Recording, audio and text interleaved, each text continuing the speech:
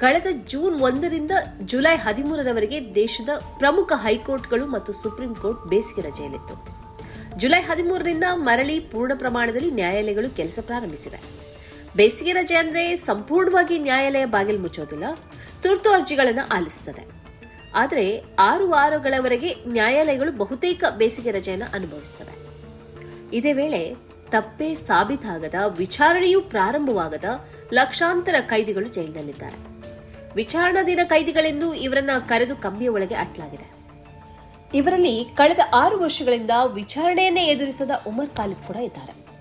ಇವರಿಗೆ ಇವರ ಬಗ್ಗೆ ಹೇಳಿಕೊಳ್ಳೋದಕ್ಕೆ ನ್ಯಾಯಾಲಯ ಈವರೆಗೂ ಅವಕಾಶ ನೀಡಿಲ್ಲ. ಜಾಮೀನನ್ನು ಪದೇ ಪದೇ ನಿರಾಕರಿಸಲಾಗ್ತಾ ಇದೆ.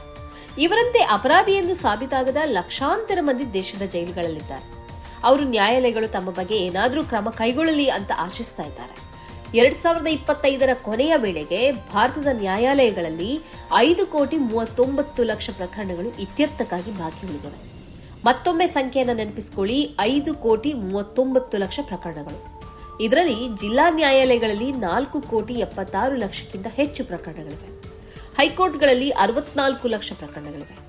ಸುಪ್ರೀಂ ಕೋರ್ಟ್ನಲ್ಲಿ 92,000 ಪ್ರಕರಣಗಳು ಇತ್ಯರ್ಥವಾಗದೆ ಬಾಕಿ ಉಳಿದಿವೆ. ಒಂದು ವೇಳೆ ಈಗಿನ ರೀತಿಯಲ್ಲಿ ನ್ಯಾಯಾಲಯದ ಕಲಾಪಗಳು ನಡೆದರೆ ಈ ಎಲ್ಲ ಪ್ರಕರಣಗಳು ಇತ್ಯರ್ಥವಾಗಲು ಕನಿಷ್ಠ 300 ವರ್ಷಗಳಿಗಿಂತಲೂ ಅಧಿಕ ಸಮಯ ಬೇಕಾಗಬಹುದು ಎಂದು ಅಂದಾಜಿಸಲಾಗಿದೆ. ಈ 300 ವರ್ಷಗಳು ಕೇವಲ ಈ ಪ್ರಕರಣಗಳನ್ನು ಇತ್ಯರ್ಥಪಡಿಸುವುದಕ್ಕಾಗಿ ಮಾತ್ರ ಬೇಕಾಗಿದೆ. ಈ ಅವಧಿಯಲ್ಲಿ ದಾಖಲಾಗುವ ಇತರ ಪ್ರಕರಣಗಳು ಇದರಲ್ಲಿ ಸೇರ್ಪಡೆ ಆಗಿಲ್ಲ. ಕಳೆದ ವರ್ಷ ಭಾರತದ ಮುಖ್ಯ ನ್ಯಾಯಮೂರ್ತಿ ಮತ್ತು ಅವರ 4 ಹಿರಿಯ ಸಹೋದ್ಯೋಗಿಗಳು ಬೇಸಿಗೆ ರಜೆ ಕಾಲದಲ್ಲೂ ಕೂಡ ಕೆಲಸ ಮಾಡಿದ್ರು. ಭಾರತೀಯ ನ್ಯಾಯಾಧೀಶರು ವಿಶ್ವದಲ್ಲಿ ಹೆಚ್ಚು ಕೆಲಸ ಮಾಡುವವರಲ್ಲಿ ಒಬ್ಬರಾಗಿದ್ದಾರೆ. ಈ ಬೇಸಿಗೆ ರಜೆ ಅನ್ನೋದು ಭಾರತೀಯ ಪರಿಕಲ್ಪನೆ ಅಲ್ಲ. ಈ ನ್ಯಾಯಾಧೀಶರ ಕ್ಯಾಲೆಂಡರ್ಗಳನ್ನು ಇಂಗ್ಲಿಷ್ ನ್ಯಾಯಾಧೀಶರಿಗಾಗಿ ನಿರ್ಮಿಸಲಾಗಿದೆ. ಇಂಗ್ಲಿಷರು ಭಾರತೀಯ ಬೇಸಿಗೆಯನ್ನ ತಡೆಯಲಾರದೆ ತಂಪಾದ ಜಾಗಕ್ಕೆ ಹೋಗ್ತಿದ್ರು. ನಂತರ ಚಳಿಗಾಲದಲ್ಲಿ ದೀರ್ಘ ಕ್ರಿಸ್ಮಸ್ ರಜಾ ದಿನಗಳನ್ನು ಆನಂದಿಸುತ್ತಿದ್ರು.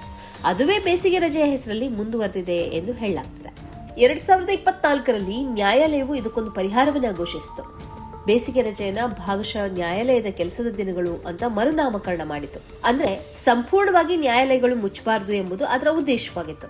ಇದಕ್ಕೆ ಮೊದಲು 2023ರಲ್ಲಿ ಸಂಸದೀಯ ಸ್ಥಾಯಿ ಸಮಿತಿಯು ಇಡೀ ನ್ಯಾಯಾಲಯವು ಸಾಮೂಹಿಕವಾಗಿ ರಜೆಯ ಮೇಲೆ ಹೋಗುವುದನ್ನು ಆಕ್ಷೇಪಿಸಿತ್ತು.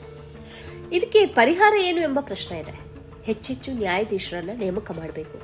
ಹೈಕೋರ್ಟ್ ನ್ಯಾಯಾಧೀಶರ ಸ್ಥಾನಗಳ ಪೈಕಿ 1/3 ಭಾಗದಷ್ಟು ಖಾಲಿ ಬಿದ್ದಿವೆ.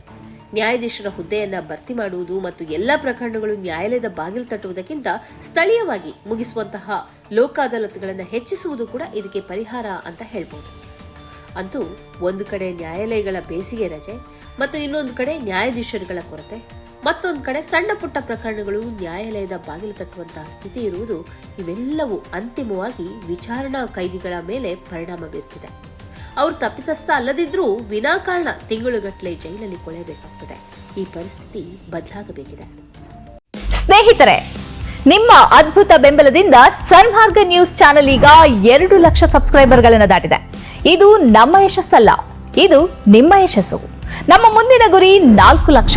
ಇದು ಕಷ್ಟವಲ್ಲ. ನೀವು ಮಾಡಬೇಕಾದದ್ದು ಸಿಂಪಲ್. ನೀವು ಸನ್ಮಾರ್ಗ ನ್ಯೂಸ್ ಚಾನೆಲ್ ವಿಡಿಯೋವನ್ನ ನಿಮ್ಮ ಸ್ನೇಹಿತರಿಗೆ, ಕುಟುಂಬದವರೊಂದಿಗೆ ಹಂಚಿಕೊಳ್ಳಿ ಮತ್ತು ಅವರಲ್ಲೂ ಸಬ್ಸ್ಕ್ರೈಬ್ ಮಾಡಲು ಹೇಳಿ. ನೀವು ಶಕ್ತಿಯನ್ನು ಕೊಡಿ, ನಾವು ನಿಖರ ಸುದ್ದಿ ಕೊಡ್ತೇವೆ. ಧನ್ಯವಾದಗಳು.